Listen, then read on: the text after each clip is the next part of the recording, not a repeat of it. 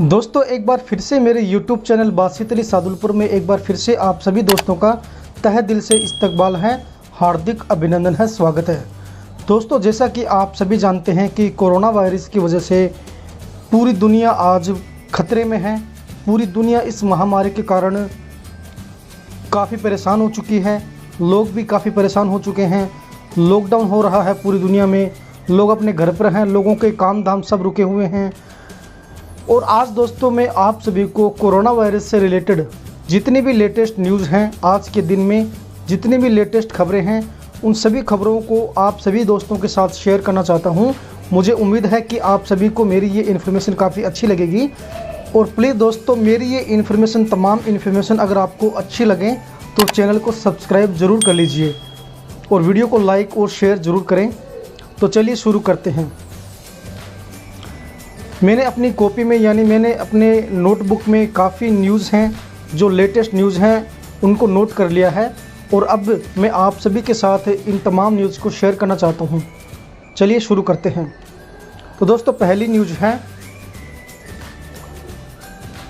Click करता हूं। Corona virus lockdown में 20 अप्रैल से कई चीज़ों में मिलेगी छूट, यानी 20 अप्रैल से कई चीज़ों में हमें छूट मिल सकती है।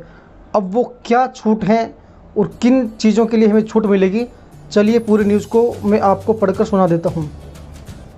केंद्रीय गृह मंत्रालय ने 3 मई तक जारी रहने वाले लॉकडाउन के लिए नई गाइडलाइन जारी की है।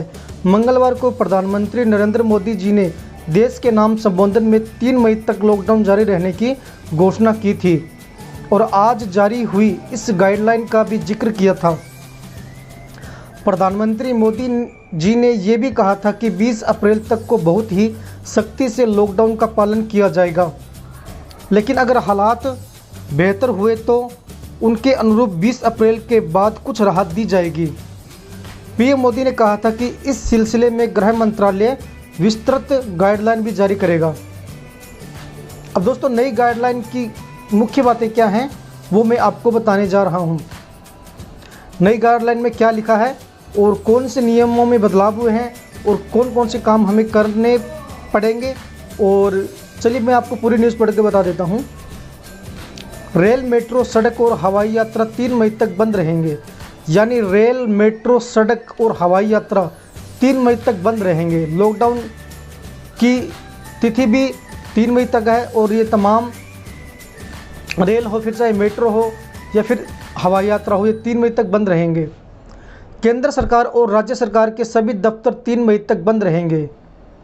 शॉपिंग मॉल, सिनेमाघर, जिम, रेस्तरां वगैरह भी बंद रहेंगे। स्कूल, कॉलेज और सभी शिक्षण संस्थान भी 3 मई तक बंद रहेंगे। मंदिर, मस्जिद, गुरुद्वारे, चर्च और किसी भी तरह के धार्मिक स्थल पूरी तरह बंद रहेंगे। इसके लिए किसी भी तरह के धार्मिक आयोजन की भी अनुमति नहीं होगी। तो दोस्तों यह आप जान लीजिए कि मंदिर, मस्जिद भी 3 मई तक बंद रहेंगे और कोई भी आप धार्मिक आयोजन भी नहीं कर सकते। अपने घर में लोगों को इकट्ठा करके या फिर सार्वजनिक जगह पर आप इस तरह के धार्मिक आयोजन नहीं कर सकते। शादी, विवाह, सार्वजनिक कार्यक्रम, सामाजिक उत्सव, सेमिनार, कॉन्फ्रेंस, खेल आयोजन पर भी पाबंदी लगी है, यानी आप शादी विवाह भी नहीं कर सकते 3 मई तक। उसके अलावा सार्वजनिक कार्यक्रम चाहे कुछ भी हो, कॉन्फ्रेंस, सेमिनार भी आप नहीं कर पाएंगे। फेस मास्क पहनना या किसी भी तरह चेहरे को ढकना अब अनिवार्य कर दिया गया है, यानी अब आप जब भी बाहर जाएंगे तो आपको फेस मास्क लगाना काफ़ी ज़रूरी है। अगर आपने फेस मास्क नहीं पहना तो आप पर कार्रवाई हो सकती है। पीडीएस, फल, सब्जी, दवा, राशन, दूध, गोश्त, मछली की दुकानें खुली रहेंगी, यानी फल सब्जी की दुकानें भी खुली रहेंगी। जहाँ गोश्त मिलता है वो दुकानें भी खुली रहेंगी। दूध की आपूर्ति भी बनी रहेगी, राशन भी मिलता रहेगा। बैंक और एटीएम खुले रहेंगे, शेयर बाज़ार खुले रहेंगे। लेकिन 20 अप्रैल के बाद लोगों को कुछ राहत दी जाएगी, जैसे खेती, हॉर्टिकल्चर, कृषि से जुड़ी गतिविधियों को शुरू करने की इजाज़त दी जाएगी। जैसा कि आप सभी को पता है कि अभी खेती बाड़ी का काम स्टार्ट है और लोग अपनी फसलों को काटने में लगे हुए हैं, तो इस कारण किसानों की बातों को ध्यान में रखते हुए सरकार ने ये नियम बदले हैं जो काफ़ी अच्छे हैं, सराहनीय हैं। दवा बनाने वाली कंपनियां और मेडिकल उपकरण बनाने वाले कारखाने खुले रहेंगे। हाईवे के ढाबे, ट्रक रिपेयर करने वाले दुकानें, सरकारी काम से जुड़े कॉल सेंटर भी खुले रहेंगे। इलेक्ट्रीशियन, IT रिपेयरिंग वाले, प्लम्बर, मोटर मैकेनिक, कारपेंटर और इसी तरह स्वरोजगार वाले लोगों को काम करने की इजाज़त भी मिल पाएगी। लेकिन ये सारी छूट कोरोना के हॉटस्पॉट और कंटेनमेंट जोन में रहने वाले लोगों को नहीं दी जाएगी। 30 अप्रैल से ग्रामीण इलाकों में चल रहे उद्योग धंधों को खोलने की इजाज़त होगी, लेकिन इसके लिए सोशल डिस्टेंसिंग का सख्ती से पालन भी करना पड़ेगा। यानी आप 30 अप्रैल से ग्रामीण इलाकों में चल रहे धंधों को खोल सकते हैं, जो औद्योगिक धंधे हैं उनको खोल सकते हैं, उनकी आपको इजाज़त मिलेगी, लेकिन आपको भीड़ भाड़ इलाकों से थोड़ी सी दूरी बनाए भी रखनी पड़ेगी।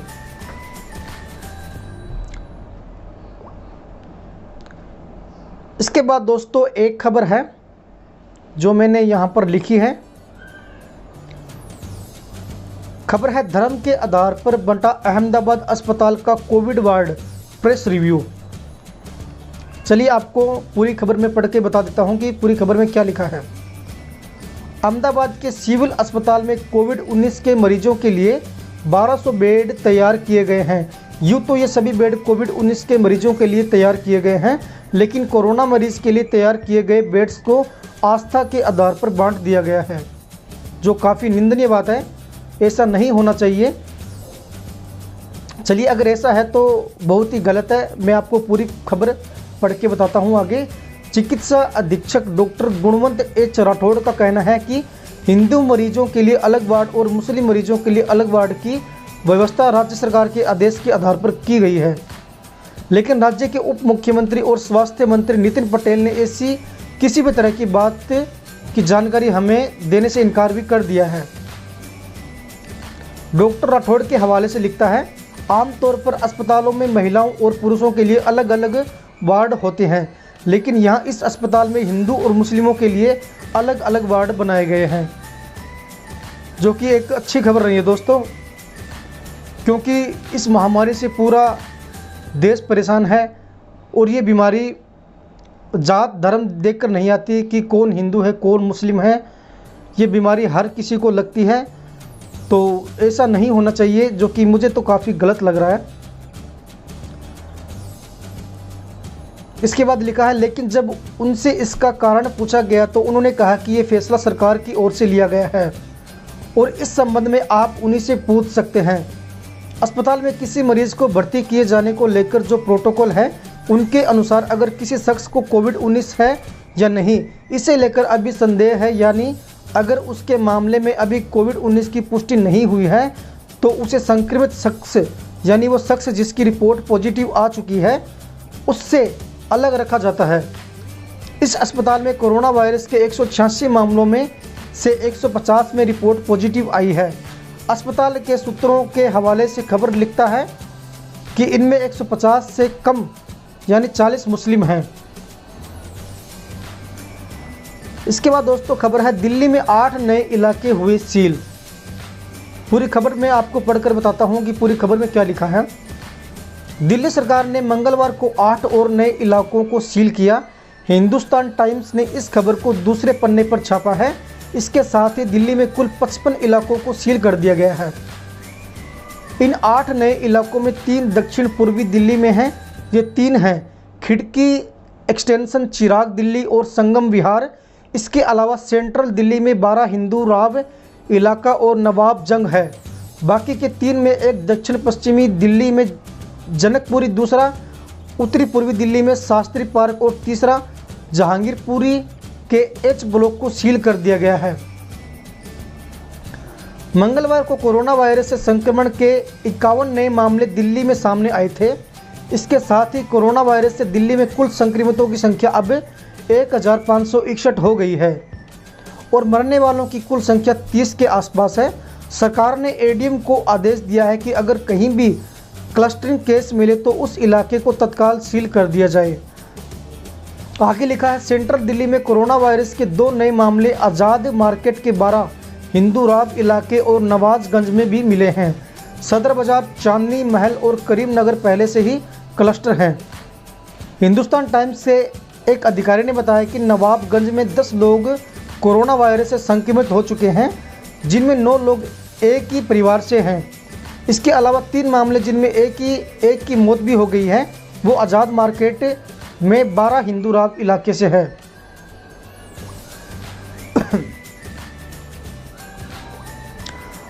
अब दोस्तों एक खबर है, ये नोएडा से खबर है।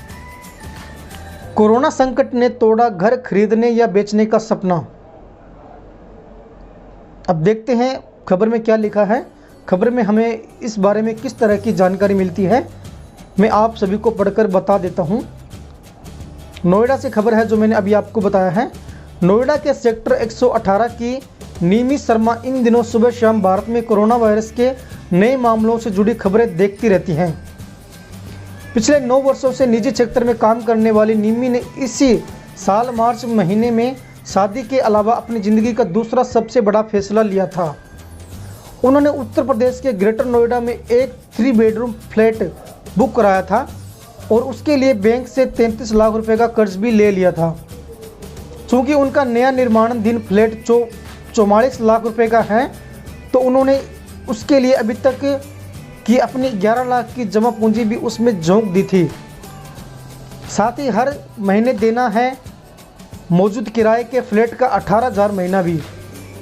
24 मार्च को देश में कोरोना वायरस से बचने के लिए लॉकडाउन की घोषणा होने के 4 दिन पहले से ही उनकी और उनके पति की निजी कंपनी ने दोनों को वर्क फ्रॉम होम के लिए कह दिया था, यानी उनको घर पर काम करना होगा।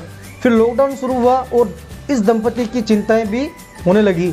एक तरफ जहां कंपनी का काम ठप पड़ा है और सैलरी में कटौती या नौकरी जाने का खतरा सिर पर मंडरा रहा था, वहीं दूसरी तरफ हजारों की ईएमआई और घर के किराए का बोझ भी सता रहा था। निमी शर्मा ने बताया, हम दोनों यही प्रार्थना करते रहते हैं कि कोरोना के केस बढ़ने बंद हो जाएं और चीज़ें पहले की तरह नॉर्मल होने लगें। पति पत्नी में से किसी एक की भी नौकरी पर बात आ गई तो क्या करेंगे? होम लोन, किराया, गाड़ी के लोन भी ये किस्त कहाँ से लाएंगे? सही बात है दोस्तों, जब लॉकडाउन अभी हमारे भारत में है तो जाहिर सी बात है कि जब लॉकडाउन हो चुका है तो लोग काम भी नहीं कर रहे। अगर कोई ऑफिस जाने वाला बंदा है तो वो अपने ऑफिस में नहीं जा रहा। जब काम नहीं करेंगे तो पैसे नहीं मिलेंगे, जाहिर सी बात है। तो लॉकडाउन से लोगों को इस तरह की परेशानियां भी काफ़ी उठानी पड़ रही हैं। इसके बाद दोस्तों एक खबर है, भारतीय रियल एस्टेट का हाल।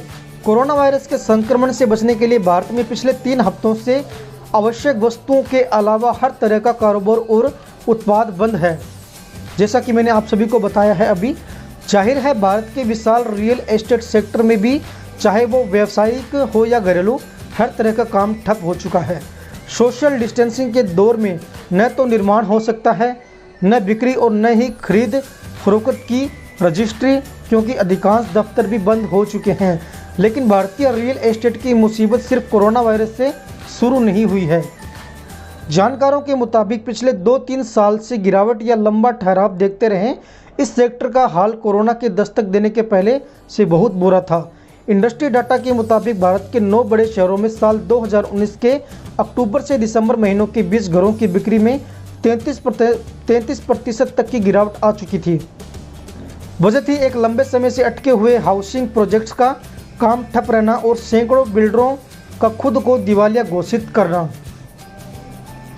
Real estate consultant night and Frank के प्रबंध निदेशक गुलाम जिया के मुताबिक पिछले 5 साल से जूझते इस सेक्टर को हाल ही में थोड़ी उम्मीद दिखी थी, जब हैदराबाद, बेंगलुरु और दिल्ली के कुछ इलाकों में दफ्तरों और फ्लैट्स की सेल में थोड़ी बढ़ोतरी आई थी।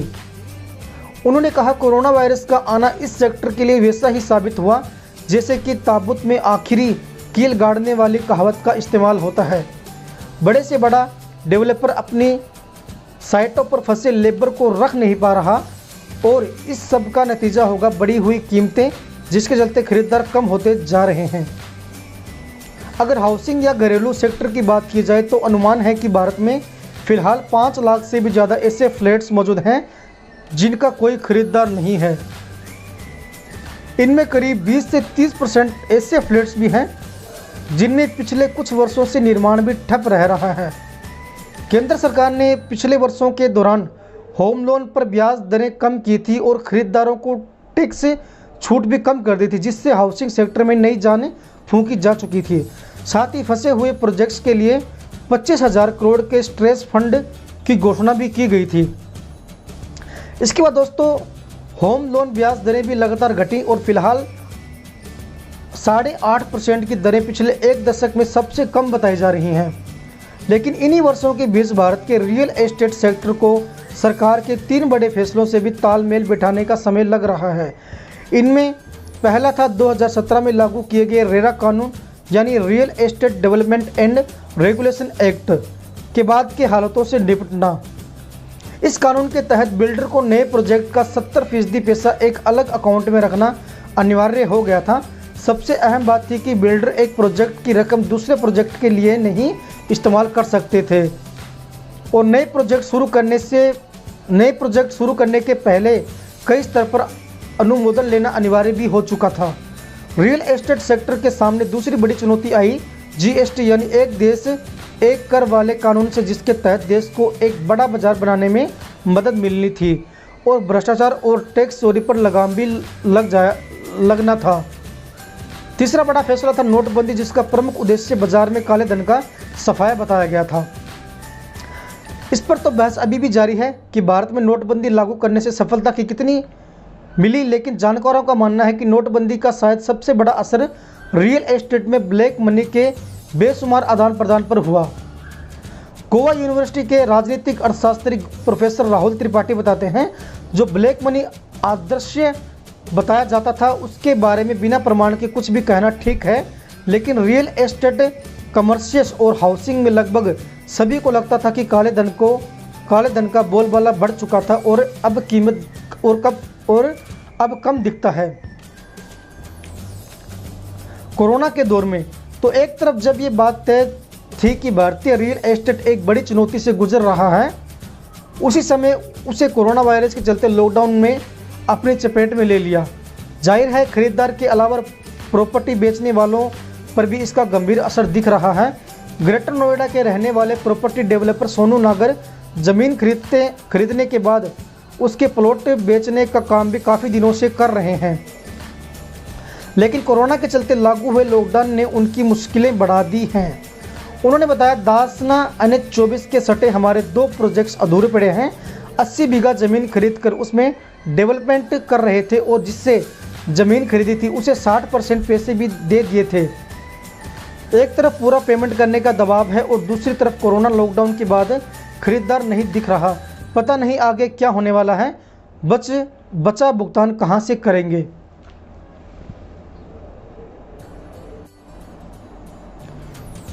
इसके बाद दोस्तों एक खबर है, कोरोना वायरस, अमेरिकी राष्ट्रपति ट्रंप ने WHO का फंड किया बंद।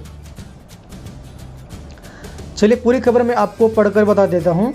अमेरिकी राष्ट्रपति डोनाल्ड ट्रंप ने कहा है कि उन्होंने अपने प्रशासन को विश्व स्वास्थ्य संगठन यानी WHO का फंड बंद करने का निर्देश दिया है। ट्रंप ने कहा कि कोरोना वायरस के संक्रमण फैलने से रोकने में WHO बुनियादी काम करने में भी नाकाम रहा है। ट्रंप ने आरोप लगाया कि जब चीन से कोरोना वायरस के संक्रमण की शुरुआत हुई तो संयुक्त राष्ट्र का यह संगठन इसे संभालने में नाकाम रहा और असली तस्वीर छुपाता रहा। ट्रंप ने कहा कि WHO की जवाबदेही तय की जानी चाहिए। इससे पहले ट्रंप ने WHO को चीन परस्त करार दिया था। अमेरिका बुरी तरह से कोरोना वायरस की चपेट में है। अब तक यहाँ 25,000 से ज़्यादा लोगों की जान जा चुकी है कोविड-19 की वजह से और 5,92,743 लोग संक्रमित हैं। राष्ट्रपति ट्रंप की आलोचना हो रही है कि उन्होंने देश के भीतर इस महामारी को रोकने में ठीक से काम नहीं किया है। अमेरिका WHO को सबसे ज़्यादा फंड मिलता है। पिछले साल अमेरिका ने WHO को $40 करोड़ का फंड दिया था। व्हाइट हाउस के रोज गार्डन में बोलते हुए ट्रंप ने कहा कि वो देश में सब कुछ सामान्य करने को लेकर काम कर रहे हैं। ट्रंप ने कहा, मैं सभी 50 गवर्नरों से जल्द ही बात करूंगा। सभी राज्यों के सभी गवर्नरों को पालन पर काम करने की जिम्मेदारी दी जाएगी। ट्रंप ने कहा ट्रंप ने कहा, कोरोना वायरस के संक्रमण को रोकने में WHO की क्या भूमिका रही है, इसकी समीक्षा भी की जाएगी। जब पूरी दुनिया में कोरोना वायरस की महामारी फैली हुई है, ऐसे में ट्रंप ने WHO का फंड रोकने का फैसला किया है। इससे पहले ट्रंप ने संयुक्त राष्ट्र को दिए जाने वाले फंड पर भी सवाल उठाए थे और वैश्विक जलवायु समझौते से भी अमेरिका को अलग कर दिया था। ट्रंप के निशाने पर वर्ल्ड ट्रेड ऑर्गेनाइजेशन भी रहा है। ट्रंप ने कहा कि अमेरिका WHO को हर साल 40 से 50 करोड़ डॉलर देता है, जबकि चीन महज 4 करोड़ डॉलर ही देता है। अमेरिकी राष्ट्रपति ने कहा कि WHO अगर चीन में जाकर ज़मीन पर हालात देखा होता और वहां की पारदर्शिता के बारे में बताया होता तो अभी जैसी भयानक स्थिति वैसे हमारे देश में नहीं होती। इसके बाद दोस्तों एक खबर है मुंबई से, यानी बांद्रा से। मुंबई के बांद्रा इलाके से खबर है। चलिए मैं आपको पूरी खबर पढ़कर बता देता हूँ कि खबर में क्या लिखा है। कोरोना लॉकडाउन के दौरान मुंबई में बांद्रा स्टेशन के बाहर जमा हुए हजारों लोग। कोरोना वायरस के संक्रमण को फैलने से रोकने के लिए लगाए गए लॉकडाउन के बीच मुंबई के बांद्रा रेलवे स्टेशन पर मंगलवार को हजारों लोग जमा हो गए हैं। बताया जा रहा है कि उन्हें उम्मीद थी कि लॉकडाउन की वजह से रोका गया ट्रेनों का संचालन शुरू होने वाला है। बांद्रा स्टेशन पर जमा हुए लोगों में से अधिकतर प्रवासी मजदूर थे और वो अपने गृह राज्य जाना चाहते थे। हालांकि स्टेशन के पास भारी भीड़ होने की सूचना मिलने पर पुलिस पहुंची और लोगों को वहां से हटाया। भीड़ हटाने के लिए पुलिस को लाठीचार्ज भी करना पड़ा, लेकिन बांद्रा स्टेशन से लोगों को खाली करा लिया गया है। महाराष्ट्र के मुख्यमंत्री उद्धव ठाकरे ने कहा कि लोगों को घबराने की ज़रूरत नहीं है, सरकार उनकी समस्याएं सुलझाने की हर संभव कोशिश भी कर रही है। बीते 24 मार्च को प्रधानमंत्री नरेंद्र मोदी जी ने 21 दिनों के लॉकडाउन की घोषणा की थी। ये लॉकडाउन 14 अप्रैल यानी मंगलवार को ख़त्म हो रहा था। मंगलवार सुबह 10 बजे प्रधानमंत्री नरेंद्र मोदी जी ने एक वीडियो संदेश में लॉकडाउन को 3 मई तक बढ़ाने की कोशिश की और लोगों से अपील की कि वो घर में ही रहें ताकि कोरोना के संक्रमण से बचा जा सके।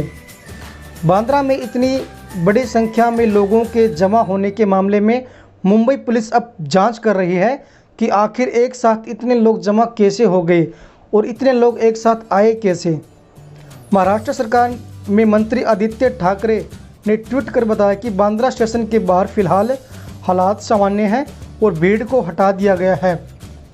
उन्होंने यह भी कहा कि बांद्रा में जुटी भीड़ हो या सूरत में भड़की हिंसा, इसके लिए केंद्र सरकार की जिम्मेदारी है, जो प्रवासी मजदूरों के घर वापस लौटने की व्यवस्था नहीं कर पा रही। प्रवासी मजदूर शेल्टर या खाना नहीं चाहते तो वे अपने घर जाना चाहते हैं। उद्धव ठाकरे ने दिलाया भरोसा। महाराष्ट्र के मुख्यमंत्री उद्धव ठाकरे ने लोगों से अपील की है कि वो परेशान न हों, सरकार उनकी ज़रूरी सुविधाओं का ख्याल रख रही है। उन्होंने कहा, मुंबई और पुणे कोरोना संक्रमण के हॉटस्पॉट हैं, इसलिए यहाँ टेस्टिंग सेंटर की संख्या बढ़ाई जा रही है। जिन इलाकों को सील किया गया है वहाँ टेस्टिंग और सैंपल जुटाने का काम प्रमुखता से हो रहा है। साथ ही सरकार सप्लाई से जुड़ी मुश्किलें सुलझाने का भी प्रयास कर रही है। कोरोना वायरस की समस्या से पूरी दुनिया प्रभावित है। जैसा कि आप सभी जानते हैं, लोग अपने आयोजनों को घरों में ही करने के लिए मजबूर हो रहे हैं।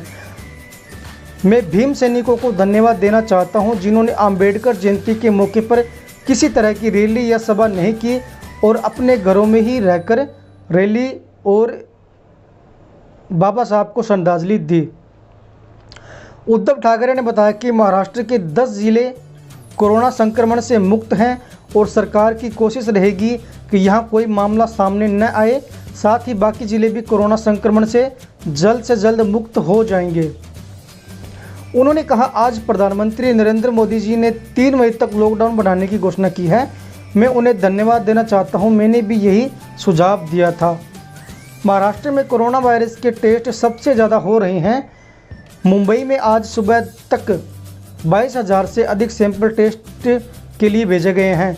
अब तक कुल संक्रमित लोगों में से करीब 10% इलाज के बाद ठीक हो चुके हैं। उन्होंने कहा कि कोरोना संक्रमण खत्म होने के बाद भी सरकार के सामने बराबर चुनौती होगी और वो है अर्थव्यवस्था को उभारने की चुनौती। इसके लिए हमने कमेटी बनाई है जो एक्शन प्लान तैयार भी कर रही है। कोरोना वायरस संक्रमण के मामले में महाराष्ट्र सबसे अधिक प्रभावित है। स्वास्थ्य मंत्रालय के मुताबिक महाराष्ट्र में कोरोना संक्रमण के कुल 2337 मामले हैं। यहाँ कोरोना की वजह से अब तक 160 लोगों की मौत भी हो चुकी है। देश भर में कोरोना संक्रमण के मामले कुल 10,815 हैं और मरने वालों का आंकड़ा 353 पहुंच गया है। लॉकडाउन के पहले चरण की घोषणा के बाद दिल्ली और उत्तर प्रदेश की सीमा पर भी हज़ारों की संख्या में प्रवासी जमा हो गए हैं, एकत्रित हो गए हैं। इसे लेकर दोनों राज्यों की सरकारों में आपसी तकरार भी हो गया है। हालांकि बाद में उत्तर प्रदेश की योगी सरकार ने प्रवासियों को लाने के लिए बसों का इंतजाम किया था।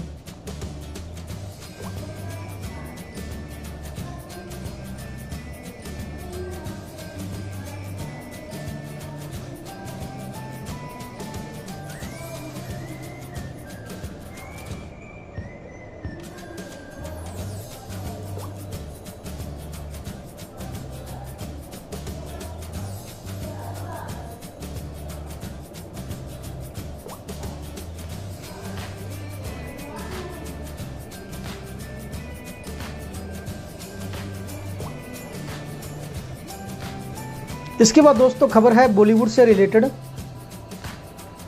इसमें लिखा है कोरोना वायरस से कैसे ठहर गया पूरा बॉलीवुड। एक तरफ जहां कोरोना वायरस की वजह से दुनिया ठहर गई है तो दूसरी ओर सुने फिल्म सेट्स बंद, सिनेमा घर और घर बैठे फिल्मी सितारों के साथ बॉलीवुड भी अपने खालीपन से जूझ रहा है। पिछले महीने इसी दौरान दुनिया भर में फैले बॉलीवुड के दीवाने बहुत उत्साहित थे। रोहित शेट्टी की सुपर कॉपी सीरीज की ताज़ा पेशकश 24 मार्च को बड़े पर्दे पर रिलीज़ भी होने वाली थी। सूर्यवंशी के प्रोड्यूसर्स को बॉक्स ऑफिस पर धमाकेदार ओपनिंग की उम्मीद थी क्योंकि इसकी रिलीज़ की डेट पर भारत में सरकारी छुट्टी थी, लेकिन हालात बदलते रहते हैं और कोरोना वायरस के प्रसार को रोकने के लिए भारत में 21 दिनों तक का लॉकडाउन लागू कर दिया गया था। सूर्यवंशी की रिलीज डेट अनिश्चित काल के लिए रोक दी गई है और ऐसा सिर्फ सूर्यवंशी के साथ नहीं हुआ। साल 1983 के क्रिकेट विश्व कप में भारत की जीत पर कबीर खान की स्पोर्ट्स ड्रामा 83 की रिलीज की तारीख 10 अप्रैल को तय की गई थी। फिल्म 83 में रणवीर सिंह और दीपिका पादुकोण काम कर रहे हैं। फिल्म की रिलीज डेट टालने का फैसला। यूट्यूब चैनल फिल्म कॉम्पेनियन से बात करते हुए कबीर खान ने कहा कि फिल्म की रिलीज टालने के फैसले पर वे बहुत ही निराश हैं। हम ये फिल्म दुनिया को दिखाने को लेकर बेकरार थे, लेकिन कुछ चीज़ें इन सबसे बड़ी होती हैं। आज पूरी दुनिया ठहरी हुई है, इसलिए मुझे लगता है कि फ़िल्म देखना किसी की प्राथमिकताओं में बहुत बाद में आएगा। सही है, ऐसा नहीं है कि केवल फिल्म की रिलीज़ पर ही असर पड़ रहा है। लॉकडाउन की शुरुआत के समय एक्ट्रेस कंगना रनौत तमिलनाडु में अपनी नई फिल्म थलाइवी की शूटिंग कर रही थी। Bollywood news website pink villa से उन्होंने कहा, मैं वहां 45 दिन रहने वाली थी, लेकिन फिर हमें शूटिंग के लिए भीड़ जुटाने की इजाज़त नहीं मिली। हमने शूटिंग बंद कर दी और मैं मुंबई वापस लौट आई। एक्ट्रेस दीपिका पादुकोण खुद को खुशनसीब मानती है क्योंकि लॉकडाउन शुरू होने से कुछ रोज़ पहले वे अपनी नई फिल्म की शूटिंग के लिए श्रीलंका रवाना होने वाली थी। सोशल मीडिया अकाउंट्स पर दीपिका पादुकोण ने हाल ही में एक इंटरव्यू में जर्नलिस्ट राजीव मनसद से लाइव चैट में कहा, सबसे अच्छी बात तो ये रही कि हम मुंबई से निकलने वाले ही थे, हम कहीं और फंसे हुए नहीं थे। मैं कुछ लोगों को जानती हूँ जिनकी फ़िल्म की शूटिंग पूरी होने में कुछ रोज़ ही बच रहे थे। हमेशा मसरूफ़ रहने वाले फिल्मी सितारों के पास अचानक से बहुत सारा वक्त आ गया। उनके सोशल मीडिया अकाउंट्स पर इसकी झलकता हम सभी को देखने को मिल रही है कि वे कैसे अपने घरों में खाली समय गुजार रहे हैं। दीपिका पादुकोण और कैटरीना कैफ जैसे सितारों ने तो खाना बनाने, बर्तन धोने जैसे घरेलू कामों में अपना हुनर का जौहर दिखाना शुरू कर दिया है। दूसरी तरफ आलिया भट्ट और ऋतिक रोशन जैसे सितारे नए हुनर सीख रहे हैं। हालांकि कुछ स्टार्स की इस बात को लेकर आलोचना भी हो रही है कि वे हालात की गंभीरता नहीं समझ रहे और उनका रवैया असंवेदनशील है। इसके बाद दोस्तों एक खबर है खेल से रिलेटेड यानी क्रिकेट से रिलेटेड। खबर का टाइटल मैं आपको पढ़ के बता देता हूँ, फिर उसके बाद पूरी खबर मैं आपको पढ़कर सुनाऊंगा, आप सभी के साथ शेयर करूंगा। टाइटल है धोनी के छक्के की तस्वीर दिखाने पर क्यों उखड़े गंभीर। 9 साल पहले क्रिकेट वर्ल्ड कप विजेता टीम के सदस्य रहे गौतम गंभीर ने फाइनल मुकाबले में महेंद्र सिंह धोनी के विजयी छक्के को लेकर जुनून के लिए सोशल मीडिया के जरिए निशाना साधा है। बाएं हाथ की इस पूर्व क्रिकेटर ने कहा कि टूर्नामेंट पूरी टीम और सपोर्ट स्टाफ के सहयोग से जीता गया था। उन्होंने ट्वीट भी किया है, आप देख सकते हैं गौतम गंभीर के ट्विटर हैंडल पर जाकर आप अच्छी तरह से चेक कर सकते हैं। गंभीर ने ट्वीट किया, बस आपको याद दिला दूं, वर्ल्ड कप 2011 को पूरी भारतीय टीम और सपोर्ट स्टाफ ने जीता था। आपको अपने इस जुनून को 6 रन के लिए भेजने की ज़रूरत है। हालांकि गंभीर को एक जवाब भी मिला, ये कोई सागर नाम से है। उन्होंने कहा सही है, लेकिन उन्होंने कतई नहीं कहा कि इस शॉट ने हमें वर्ल्ड कप जिताया। वे सिर्फ ये कह रहे हैं कि इस शॉट ने भारतीयों को खुशी से झूमने पर मजबूर कर दिया था। सोहम एम्स ने लिखा, लेकिन उन्हें गंभीर को कभी भी जीत का श्रेय नहीं मिला, न तो 2007 में और न ही 2011 में। सही बात है दोस्तों, क्योंकि आपको बता दूं कि 2011 का जो वर्ल्ड कप था उसमें गंभीर ने 90 से ज़्यादा रन बनाए थे और उस मैच में सबसे ज़्यादा रन बनाने वाले गौतम गंभीर ही थे और शायद उनको मैन ऑफ द मैच भी मिला था। लेकिन उनको इतना ज़्यादा उस मैच के लिए याद नहीं किया जाता जितना धोनी को याद किया जाता है, क्योंकि धोनी ने छक्के से जीत भारत को वर्ल्ड कप की दिलाई थी, तो उनको ज़्यादा लोग याद करते हैं। हालांकि अगर ये 90 से ज़्यादा रन नहीं बनते तो शायद इंडिया वर्ल्ड कप नहीं जीत पाती। आगे एक बंदे ने लिखा, गौतम गंभीर की पारी के दौरान गोता लगाकर रन पूरा करने की तस्वीर शेयर करते हुए ट्वीट किया, गौतम गंभीर की यह डाइव क्रिकेट इतिहास की सर्वश्रेष्ठ तस्वीरों में से एक है। गंभीर ने जिस तरीके से पारी को नियंत्रित किया और सचिन और सहवाग के शुरुआती विकेट जल्दी गंवाने के बाद कोहली और धोनी के साथ अहम साझेदारियां निभाई। दरअसल 9 साल पहले आज ही के दिन भारत ने मुंबई के वानखेड़े स्टेडियम में पड़ोसी देश श्रीलंका की टीम को हराकर वर्ल्ड कप जीता था। एक क्रिकेट वेबसाइट ने ट्वीट किया था, आज ही के दिन 2011 में इस शॉट ने करोड़ों भारतीयों को खुशी से सराबोर कर दिया था, यानी खुशी दे दी थी। इस ट्वीट के साथ एक तस्वीर भी डाली गई है जिसमें धोनी को विजय छक्का लगाते हुए दिखाया गया है। धोनी की अगुवाई में भारत ने 2007 का T20 वर्ल्ड कप और 2011 का वर्ल्ड कप जीता था। गौतम गंभीर ने फाइनल मुकाबले में अहम भूमिका निभाई थी। साल 2007 में T20 वर्ल्ड कप में उन्होंने पाकिस्तान के खिलाफ हाफ सेंचुरी लगाई थी। वहीं 2011 के खिताबी मुकाबले में उन्होंने 97 रनों की पारी खेली थी, वो भी ऐसे मौके पर जब टीम को इस पारी की सख्त ज़रूरत थी। जैसा कि मैंने आप सभी को बताया था कि 90 से ऊपर रन बनाए थे, यानी 97 रन गौतम गंभीर ने 2011 के वर्ल्ड कप के फाइनल मैच में बनाए थे। वानखेड़े पर क्या हुआ था? 9 साल पहले शनिवार के रोज टीम इंडिया ने जो वादा किया था वह पूरा कर दिखाया था। इसके बावजूद कि भारत विवादास्पद परिस्थितियों में टॉस भी हार गया था। इसके बावजूद कि आखिरी 5 ओवरों में महिला जयवर्धने और पेरेरा की आतिशबाजी बल्लेबाजी ने करीब मैच भारत की पहुंच से बाहर पहुंचा दिया था। इसके बावजूद कि पारी की दूसरी ही गेंद पर खतरनाक वीरेंद्र सहवाग पेवेलियन लौट गए और इसके बावजूद कि 31 का स्कोर पहुंचते पहुंचते मास्टर ब्लास्टर सचिन तेंदुलकर ने भी श्रीलंका के खिलाफ श्रीलंका के फील्डरों को अपनी पीठ दिखा दी थी। उस मौके पर खचाखच भरे वानखेड़े स्टेडियम के साथ साथ पूरे भारत में सन्नाटा पसरा गया था। पर तभी अब तक साधारण फॉर्म में चल रहे गौतम गंभीर ने ऐसी असाधारण पारी खेली कि सब कुछ भारत के पक्ष में झुकता सा गया। अच्छा ये होता कि गंभीर शतक लगाते, लेकिन उनके 97 रन किसी शतक से कम नहीं थे। 114 के स्कोर पर जब विराट विदा हुए तो धोनी ने युवराज को भेजने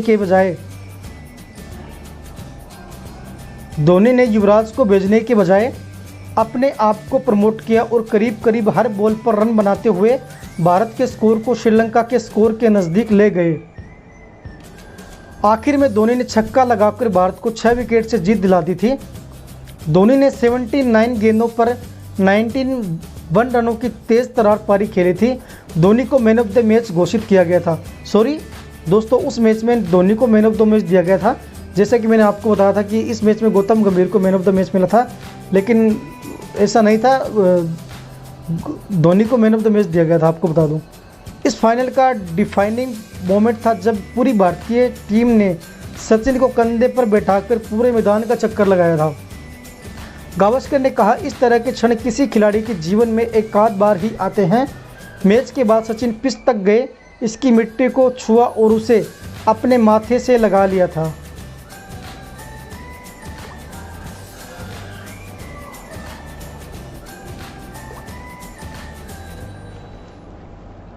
इसके बाद दोस्तों एक खबर है कि अमेरिका से जुड़ी हुई खबर है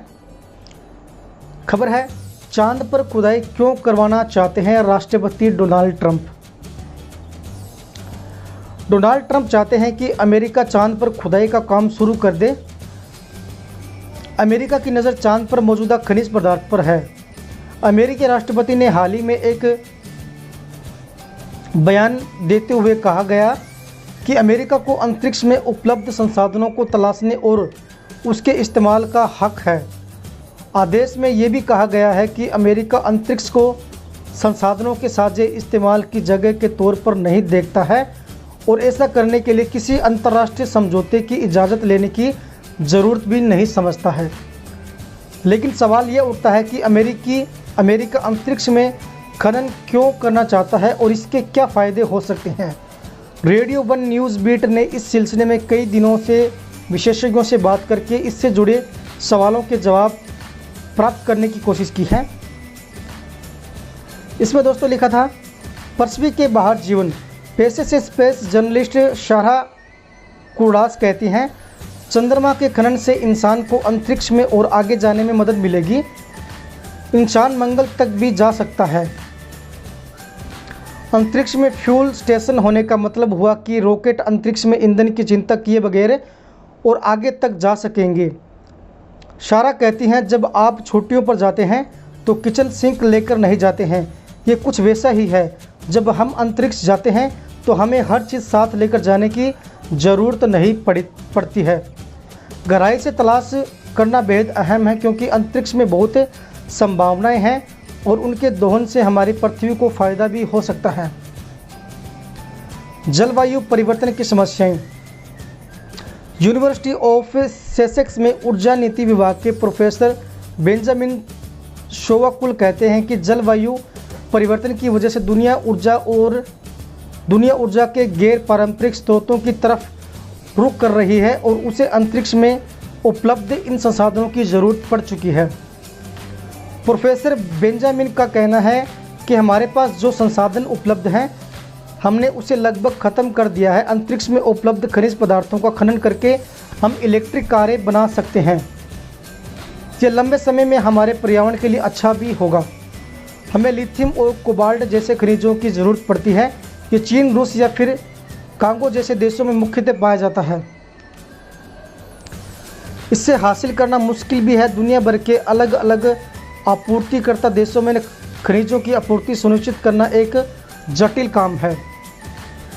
इन देशों के अलग अलग नियम फ़ायदे हैं। चंद्रमा पर किसी एक ताकत का खनन करना मुमकिन है कि ज़्यादा आसान हो या नहीं। सारा बताती हैं कि इन खनिज पदार्थों का कांगो जैसी जगहों पर खनन बेहद खौफनाक परिस्थितियों में होता है। हालांकि प्रोफेसर बेंजामिन इस बात को लेकर आगाह भी करते हैं कि अंतरिक्ष में खनन से धरती के जलवायु परिवर्तन की समस्या का कोई फौरी हल नहीं निकलने वाला है। अमेरिका चीन तनाव। जैसा कि आप सभी को पता है कि अमेरिका और चीन के बीच काफ़ी तनाव चलता है और अभी तो बहुत ही ज़्यादा तनाव चल रहा है। चांद पर खनन करने के राष्ट्रपति ट्रंप के फैसले की एक वजह तो ये हो सकती है कि दुनिया के दूसरे देशों में बनीस्बत खनिज पदार्थों तक अमेरिका की पहुंच कम है। प्रोफेसर बेंजामिन कहते हैं, अमेरिका इस रेस में पिछड़ चुका है। चीन और रूस जैसे देश आगे हैं। चीन में जिन खनिज पदार्थों का खनन हो रहा है वे दुनिया भर में उपलब्ध हैं। राष्ट्रपति ट्रंप जैसे लोगों के लिए ये वाकई लुभाने वाली बात है कि आप वहां से खनिज पदार्थ हासिल कर रहे हैं जहां चीन नहीं है, जैसे कि अंतरिक्ष।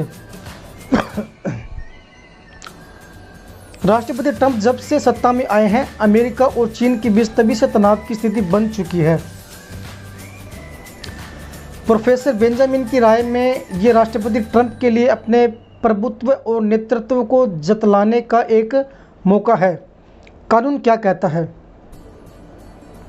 चलो दोस्तों, पूरी खबर पढ़ लेते हैं। कानून इस बारे में क्या कहता है। राष्ट्रपति ट्रंप के आदेश में यह स्पष्ट तौर पर कहा गया है कि अंतरिक्ष में की जा रही अमेरिका कोशिशों पर अंतर्राष्ट्रीय कानून नहीं लागू होंगे। मतलब अमेरिका जैसे हमेशा कोई भी काम करता है तो अपनी मनमर्जी का इस्तेमाल करता है और यहीं पर यही देखने को मिल रहा है आपको। लेकिन सच तो यह है कि अंतरिक्ष के बाहर इंसान क्या कर सकता है और क्या नहीं, इसे लेकर कानूनी स्थिति बहुत स्पष्ट नहीं की गई है। सारा आगे कहती हैं, स्पेस लॉ का विकास हो रहा है। ये कुछ ऐसा है जो समय के साथ बदलेगा। कोई देश चांद पर अपना दावा नहीं कर सकता, लेकिन इसकी मौजूदा स्थिति मैरीटाइम लॉ समंदर में लागू होने वाले कानून की तरह है। अगर आप वहां जाते हैं, कुछ तलाशते हैं, खनन करते हैं तो ये आपका है और आप इसे अपने पास रख सकते हैं। प्रोफेसर बेंजामिन कहते हैं, अंतरिक्ष पर हमारी नज़र एक जैसी चीज़ है जिसे ज़्यादा देर टाला नहीं जा सकता, क्योंकि हमारी पृथ्वी पर जलवायु परिवर्तन होता रहता है। एक दलील तो लोग ये भी देते हैं कि जाने के लिए अब केवल अंतरिक्ष ही बचा रह गया है, क्योंकि हमने धरती पर आखिरकार सब कुछ गड़बड़ा दिया है। इसलिए भविष्य के इंसानों के लिए अंतरिक्ष का दोहन ही अब एकमात्र विकल्प रह गया है। क्या ये हमारे जीवन काल में मुमकिन है? चलिए पढ़ लेते हैं। सारा कहती है, टेक्नोलॉजी मौजूद है और तेज़ी से प्रोग्रेस भी हो रहा है, क्योंकि कई प्राइवेट कंपनियां अब इसमें शामिल भी हो चुकी हैं। पहले तो केवल सरकारें ही इसमें पैसा लगाती थी, लेकिन प्राइवेट कंपनियां और लोगों की बदौलत अब ज़्यादा पैसा और बड़ी महत्वाकांक्षाएं इससे जुड़ा हुआ है।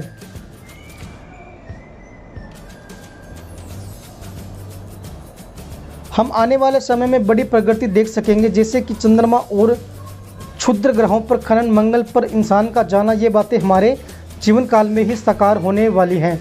लेकिन प्रोफेसर बेंजामिन कहती हैं कि धरती पर इस समय खनन की जो प्रक्रिया है उसमें भी नई तकनीक का इस्तेमाल उतना ही अहम है। वे कहते हैं, चंद्रमा पर खनन का काम दूर की कौड़ी है। इसे हासिल करना वाकई मुश्किल है। इसलिए पहले तो हमें मौजूदा खनन को ही और विकसित करना होगा, जैसे कि गैस और गहरे पानी में खुदाई। इसके बाद हम अगले चरण में जा सकते हैं। प्रोफेसर बेंजामिन की राय में चंद्रमा पर खनन में अभी तक कम से कम 10 से 15 साल लगेंगे, और वो भी इस बात पर निर्भर करेगा कि इसमें कितना पैसा और संसाधन खर्च होता है। सो दोस्तों, ये थी लेटेस्ट खबरें, कोरोना वायरस से रिलेटेड खबरें और देश दुनिया की जो रिलेटेड खबरें थी, जो ब्रेकिंग न्यूज़ थी, उन तमाम खबरों को मैंने आप सभी लोगों के साथ शेयर किया है। मुझे उम्मीद है कि आप सभी लोगों को मेरी ये तमाम इन्फॉर्मेशन, तमाम खबरें काफ़ी अच्छी लगी होंगी, और मैं आप सभी से उम्मीद भी करता हूं कि प्लीज़ अगर आपको हमारी ये तमाम खबरें अच्छी लगी हैं तो प्लीज़ चैनल को सब्सक्राइब कर दीजिए और वीडियो को शेयर भी कर दीजिए अपने दोस्तों के साथ। वीडियो को लाइक करना न भूलें। और मैं आप सभी से फिर से एक बार यही कहना चाहता हूं कि आप लोग अपने घरों में रहें जब तक लॉकडाउन ख़त्म नहीं होता है, जब तक ये दुनिया इस महामारी से निपटती नहीं है, यानी इस महामारी से बचने के लिए कोई प्रयोग नहीं करती है, वैक्सीन नहीं बनाती है या कहीं दवाई नहीं बनती है, तो प्लीज़ आप लोग ज़्यादा भीड़ वाले इलाकों में न जाएं, अपने घरों में रहें, सेफ रहें। धन्यवाद दोस्तों वीडियो देखने के लिए।